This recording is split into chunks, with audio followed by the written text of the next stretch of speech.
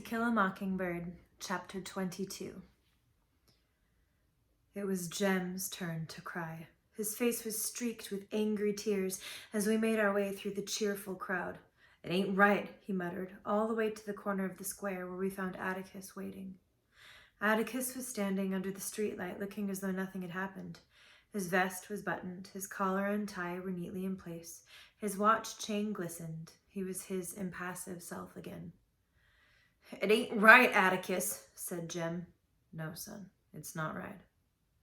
We walked home. Aunt Alexandra was waiting up. She was in her dressing gown, and I could have sworn she had on her corset underneath it. "I'm sorry, brother," she murmured.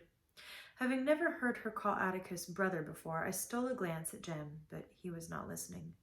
He would look up at Atticus, then down at the floor, and I wondered if he thought Atticus somehow responsible for Tom Robinson's conviction. "Is he all right?" Auntie asked, indicating Jem. "He'll be so presently," said Atticus. "It was a little too strong for him." Our father sighed. "I'm going to bed," he said. "If I don't wake up in the morning, don't call me." "I didn't think it wise in the first place to let 'em—" "This is their home, sister," said Atticus. "We've made it this way for 'em. They might as well learn to cope with it." "But they don't have to go to the courthouse and wallow in it. It's just as much Macomb County as missionary teas." "Atticus," Aunt Alexandra's eyes were anxious, "you are the last person I thought would turn bitter over this." "I'm not bitter, just tired. I'm going to bed." "Atticus," said Jem bleakly. He turned in the doorway. "What, son?" "How could they do it? How could they?" "I don't know, but they did it. They've done it before, and they did it tonight, and they'll do it again, and when they do it, it seems that only children weep. Good night." But things are always better in the morning. Atticus rose at his usual ungodly hour and was in the living room behind the Mobile register when we stumbled in. Jem's morning face posed the question his sleepy lips struggled to ask. "It's not time to worry yet," Atticus reassured him as we went to the dining room. "We're not through yet. There'll be an appeal. You can count on that." "Gracious alive, Cal, what's all this?" He was staring at his breakfast plate. Calpurnia said, "Tom Robinson's daddy sent you along this chicken this morning. I fixed it." "You tell him I'm proud to get it, but they don't have chicken for breakfast at the White House." "What are these?" "Rolls," said Calpurnia. "Estelle down at the hotel sent them." Atticus looked up at her, puzzled, and she said, "You better step out here and see what's in the kitchen, Mr. Finch." We followed him. The kitchen table was loaded with enough food to bury the family. Hunks of salt pork, tomatoes, beans, even scuppernongs. Atticus grinned when he found a jar of pickled pig's knuckles. "Reckon Auntie'll let me eat these in the dining room?" Calpurnia said, "This was all round the back steps when I got here this morning. They appreciate what you did, Mr. Finch. They ain't overstepping themselves, are they?" Atticus's eyes filled with tears. He did not speak for a moment. "Tell them I'm very grateful," he said. Tell them they must never do this again. Times are too hard." He left the kitchen, went in the dining room, and excused himself to Aunt Alexandra, put on his hat, and went to town. We heard Dill's step in the hall, so Calpurnia left Atticus's uneaten breakfast on the table. Between rabbit bites, Dill told us of Miss Rachel's reaction to last night, which was, if a man like Atticus Finch wants to butt his head against a stone wall, it's his head. "I'd have got her told," growled Dill, gnawing a chicken leg, "but she didn't much look like telling this morning. Said she was up half the night wondering where I was, and said she'd have had the sheriff after me, but he was at the hearing." "Dill, you gotta stop going off without telling her," said Jem. "It just aggravates her." Dill sighed patiently. "I told her till I was blue in the face where I was going. She's just seen too many snakes in the closet. But that woman drinks a pint for breakfast every morning. She drinks 2 glasses full. I seen her." "Don't talk like that, Dill," said Aunt Alexandra. "It's not becoming to a child. It's cynical." "I ain't cynical, Miss Alexandra. Telling the truth's not cynical, is it?" "The way you tell it, it is." Jem's eyes flashed at her, but he said to Dill, "Let's go. You can take that runner with you." When we went to the front porch, Miss Stephanie Crawford was busy telling it to Miss Maudie Atkinson and Mr. Avery. They looked around at us and went on talking. Jem made a feral noise in his throat. I wished for a weapon. I hate grown folks looking at you, said Dill. Makes you feel like you done something. Miss Maudie yelled for Jem Finch to come there. Jem groaned and heaved himself up from the swing. I'll go with you, Dill said. Miss Stephanie's nose quivered with curiosity. She wanted to know who all gave us permission to go to court. She didn't see us, but it was all over town this morning that we were in the colored balcony. Did Atticus put us up there as a sort of... Wasn't it right up close up there with all those... Did Scout understand all the...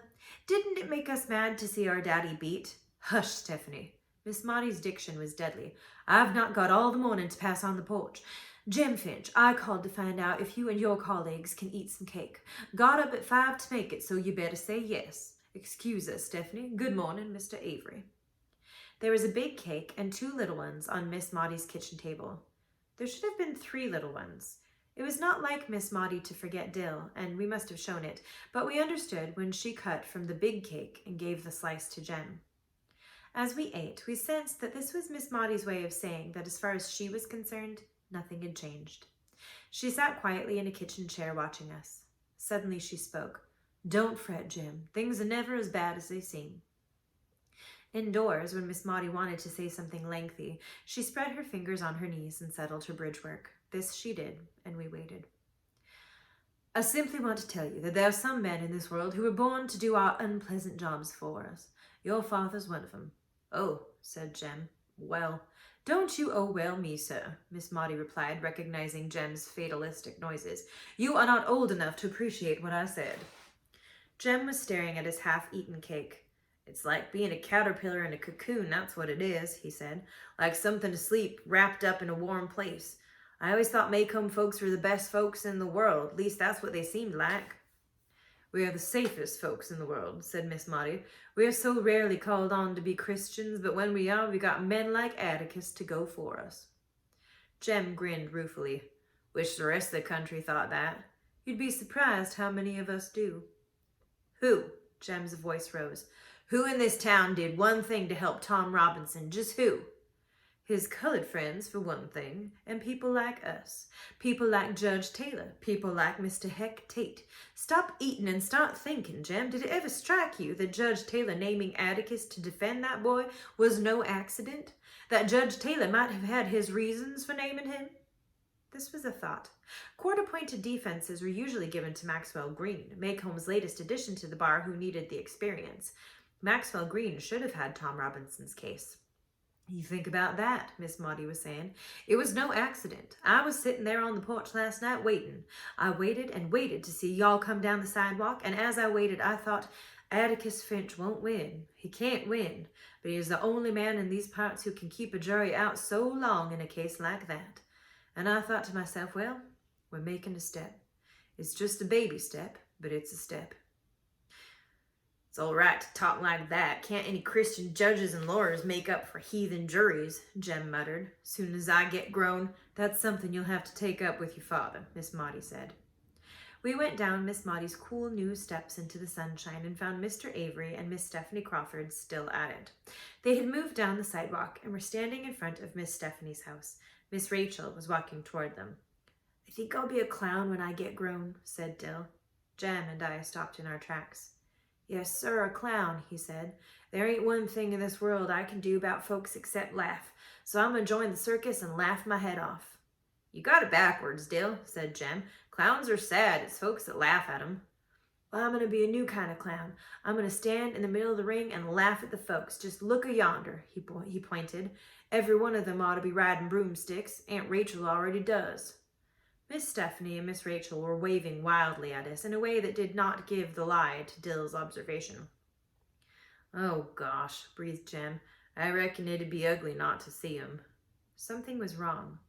Mr. Avery was red in the face from a sneezing spell and nearly blew us off the sidewalk when we came up. Miss Stephanie was trembling with excitement, and Miss Rachel caught Dill's shoulder. You get on in the backyard and stay there, she said. There's danger coming. What's the matter? I asked. Ain't you heard yet? It's all over town. At that moment, Aunt Alexandra came to the door and called us, but she was too late. It was Miss Stephanie's pleasure to tell us, this morning, Mr. Bob Yule stopped Atticus on the post office corner, spat in his face, and told him he would get him if it took the rest of his life.